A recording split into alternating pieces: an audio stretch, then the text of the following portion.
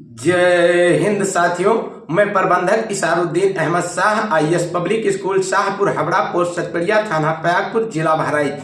साथियों, मैं अपने इस ज्ञान विज्ञान 16 यूट्यूब चैनल के माध्यम से लेकर आता हूं आप लोगों के लिए मनोरंजक, धुआंधार, ज्ञानवर्धक, सामाजिक सुधार, स्वास्थ्य, शिक्षा और समाज से संबंधित चीजें। साथियों, इस चैनल को आप बराबर सुनते रहिए, दिन प्रतिदिन सुनते रहिए, जिससे आपका माइंड मेकअप होगा, आपका दिमाग बढ़ेगा, आपका मस्तिष्क ग्रोथ करेगा और आपका जब दिमाग विकसित हो जाएगा तो आप समाज में अच्छी सभ्यता प्राप्त करके देश का एक अच्छा सिटीजन, नागरिक बनेंगे और आपके अंदर मानवता कूट कूट कर भर जाएगी।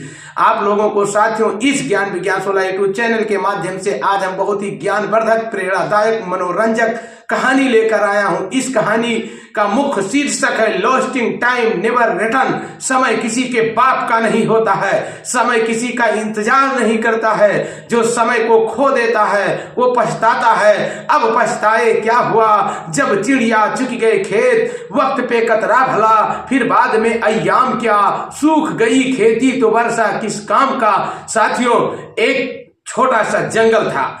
उस जंगल में एक कौआ और एक गिलहरी रहते थे। कौआ और गिलहरी में बहुत ही फ्रेंडशिप थी, उनमें बहुत ही घनिष्ठ मित्रता थी, बड़ी ही क्लोजली फ्रेंडशिप थी, उनकी घनी मित्रता थी। एक दिन दोनों ने योजना बनाई कि हम चल करके फार्मिंग करेंगे, खेती किसानी करेंगे।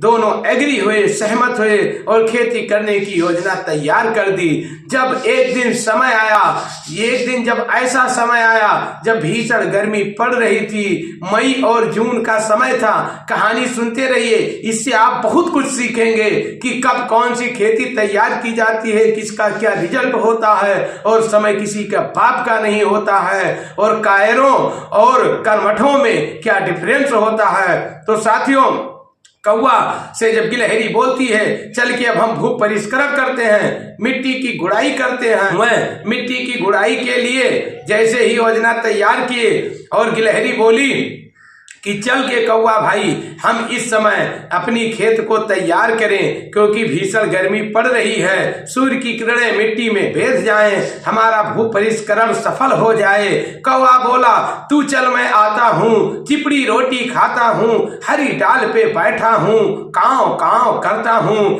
गिलहरी उस तपिश में, उस धूप में चली गई और अपना भू परिष्करण किया। कौवा बड़ा ही आलसी था, बहुत ही देर में पहुंचा। थोड़ा बहुत जो हो सका उसने पेब्बल उल्टे पुल्टे घासों को तोड़ा फोड़ा, फिर वो चले आए। फिर एक समय आया जब 5 जून हुआ तो गिलहरी बोली चलते हैं कौआ भाई, अब हम धान का पौधा जिसे बियाड़ कहते हैं अब हम लगाते हैं। कौआ बोला तू चल मैं आता हूँ, चिपड़ी रोटी खाता हूँ, हरी डाल पे बैठा हूँ, ठंडा पानी पीता हूँ, कांव कांव करता हूँ। साथियों, अब गिलहरी चली जाती है, बियाड़ पौधा लगा देती है। कौआ बाद में जाता है, जैसे तैसा अपना बियाड़ लगाता है। जब रोपाई का टाइम आता है, प्लांटिंग का टाइम आता है, बियाड़ लगाने का टाइम आता है, अर्थात 5 जुलाई हो जाता है, रोपाई का टाइम आता है, तब गिलहरी कौआ से बोलती है चलते हैं कौआ भैया, अब हम खेतों में अपने प्लांटिंग करेंगे, यानी धान के पौधे, पट्टी के प्लांट्स को अब हम लगाएंगे। कौआ बोला चल चल मैं अभी आता हूँ, तू चल मैं आता हूँ, चिपड़ी रोटी खाता हूँ, हरी डाल पे बैठा हूँ, कांव कांव करता हूँ। गिलहरी जाती है, प्लांटिंग कर देती है। कौआ देर में पहुंचता है, यथा कथा अपनी प्लांटिंग करता है। कुछ दिन और बीतता है, जब धान के अंदर घास आ जाती है, उसे निकालना होता है, जिसे निराई करना कहते हैं, निराना होता है। तो गिलहरी बोलती है चले कौआ भैया, अब हम ग्रास को अपने धान से निकाल दें, घास को धान से अलग कर दें। कौआ बोला तू चल मैं आता हूँ, चिपड़ी रोटी खाता हूँ, हरी डाल पे बैठा हूँ, ठंडा पानी पीता हूँ, कांव कांव करता हूँ। इस बात पर गिलहरी जाती है, पूरे घास को निकाल देती है। कौआ यथा कथा जा करके यथा कथा घासों को निकालता है। फिर दोनों की फसल तैयार हो जाती है, फसल पक जाती है, क्रॉप एकदम रेडी हो जाती जाती है, उसे कटिंग का टाइम आता है, उसे काटने का टाइम आता है, मड़ाई करने का टाइम आता है, थ्रेसिंग करने का टाइम आता है। यह समय होता है अक्टूबर का। अब गिलहरी बोली, चलते हैं कौवा भैया, अब हम अपने फसलों को काटते हैं। कब कौवा बोला, अब तो फसल तैयार हो गई है, इसमें जल्दी क्या है, तू चल मैं आता हूँ, चिपड़ी रोटी खाता हूँ, ठंडा पानी पीता हूँ, हरी डाल पे बैठा हूँ, कांव कांव करता हूँ।